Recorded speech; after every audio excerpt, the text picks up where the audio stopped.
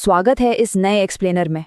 देखिए, आईपीएल 2026 अब अपने बिल्कुल आखिरी और सबसे रोमांचक मोड़ पर आ पहुंचा है। 62 मैच पूरे हो चुके हैं और अब हालत ये है कि हर एक रन और हर एक विकेट सीधे तौर पर टीमों का भविष्य तय कर रहा है। तो चलिए, बिना किसी देरी के प्लेऑफ्स के इस जबरदस्त गणित को डिकोड करते हैं। अच्छा, इस पूरी उठापटक के बीच एक बात बिल्कुल साफ है, वो ये कि प्लेऑफ्स में अब सिर्फ और सिर्फ 3 सीटें खाली बची हैं। जी हाँ, केवल 3 जगहें। और इन 3 खाली सीटों के लिए दावेदार कितने हैं? पूरे 7। मतलब 7 मजबूत टीमें और जगहें सिर्फ 3। ये देखना सच में बड़ा दिलचस्प होने वाला है कि बचे हुए मैचों में ये गणित कैसे सुलझता है। कौन सी टीम बिल्कुल सही समय पर बाजी मारेगी और किसका सफर यहीं खत्म हो जाएगा। अगर हम इस समय की स्थिति को देखें तो तस्वीर काफी हद तक साफ होने लगी है। आरसीबी तो भाई पहले ही सुरक्षित है, वो क्वालिफाई कर चुके हैं। वहीं लखनऊ और मुंबई इंडियंस आधिकारिक तौर पर रेस से बाहर हैं। तो इसका सीधा सा मतलब ये हुआ कि अंतिम 3 स्थानों के लिए अब इन 7 टीमों के बीच एक बेहद जोरदार और सच कहूं तो एक क्रेजी जंग छिड़ी हुई है। तो सबसे पहले बात करते हैं हमारे टॉप दावेदारों की, यानी गुजरात टाइटंस और सनराइजर्स हैदराबाद। देखिए, पूरे टूर्नामेंट का सबसे बड़ा टर्निंग पॉइंट ना एक ही मुकाबला है, सीएसके बनाम एसआरएच। इसे आप एक डोमिनो इफेक्ट की तरह समझ सकते हैं। इस एक मैच का नतीजा बाकी सभी टीमों की किस्मत को पलट कर रख देगा। ये सिर्फ एक मैच नहीं है, बल्कि पूरे पॉइंट्स टेबल की चाबी है। उदाहरण के लिए गुजरात टाइटंस की ही बात कर लेते हैं। वो 16 पॉइंट्स के साथ काफी मजबूत स्थिति में बैठे हैं। अब अगर एसआरएच की टीम सीएसके को हरा देती है तो बस गुजरात का टिकट तुरंत पक्का। लेकिन मान लीजिए ऐसा नहीं होता, तो भी उनके पास बैकअप प्लान्स मौजूद हैं।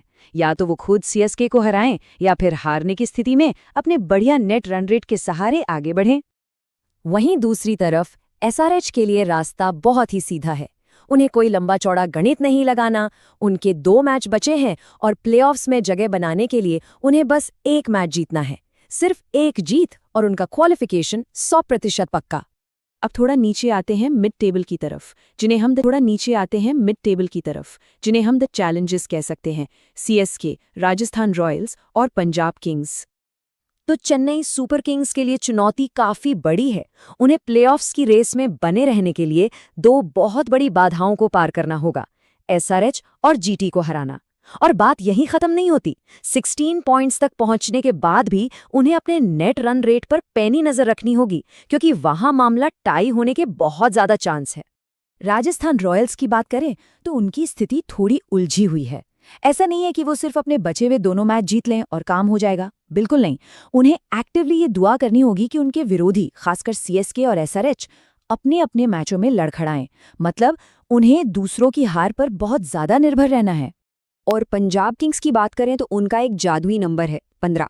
ये वो मैक्सिमम पॉइंट्स है जो पंजाब इस सीजन में हासिल कर सकती है, चाहे वो कुछ भी कर ले।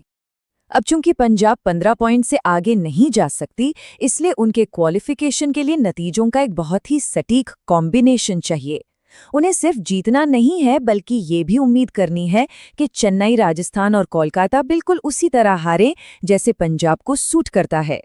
चलिए अब उन टीमों की बात करते हैं जिन्हें सच में किसी चमत्कार की उम्मीद है, दिल्ली कैपिटल्स और केकेआर। दिल्ली कैपिटल्स का गणित देखिए, सच में हैरान करने वाला है। टॉप 4 में चोरी छिपे जगह बनाने के लिए उन्हें 1 या 2 नहीं, बल्कि पूरे आधा दर्जन विशिष्ट परिणामों की जरूरत है। और ये सारे के सारे नतीजे बिल्कुल इसी क्रम में होने चाहिए। इसे चमत्कार नहीं कहेंगे तो और क्या कहेंगे। कुछ ऐसी ही कहानी कैलकाटा नाइट राइडर्स की भी है। तकनीकी रूप से वो अभी भी रेस में जिंदा जरूर हैं, लेकिन वो पूरी तरह से इन मैचों की निर्भरता के एक बहुत ही जटिल जाल में फंसे हुए हैं। उन्हें अपने दोनों मैच तो जीतने ही हैं, लेकिन साथ ही बाकी 3 टीमों के नतीजों पर भी उनकी किस्मत पूरी तरह से टिकी हुई है। अब आते हैं उस आखिरी और सबसे ज्यादा टेंशन देने वाले फैक्टर पर, नेट रन रेट का खेल। देखिए, जब टूर्नामेंट के एकदम अंत में सारा गणित उलझ जाता है और कई टीमें पॉइंट्स टेबल में एक ही जगह पर आ खड़ी होती हैं, तब नेट रन रेट ही वो अल्टीमेट टाई ब्रेकर बनता है, जो फैसला करता है कि कौन अंदर जाएगा और कौन बाहर। इस बात की बहुत बहुत ज्यादा संभावना है कि गुजरात, एसआरएच, सीएसके और राजस्थान की टीमें 16 पॉइंट्स पर आकर एकदम एक साथ अटक जाएं। एकदम डेडलॉक। और ऐसी स्थिति में सिर्फ अंक नहीं, बल्कि उन्होंने किस मार्जिन से जीत दर्ज की है, यानी उनका नेट रन रेट, वही सबसे बड़ा फैक्टर बन जाएगा। तो ये पूरा एनालिसिस हमें एक बहुत ही दिलचस्प सवाल के साथ छोड़ जाता है। आखिरी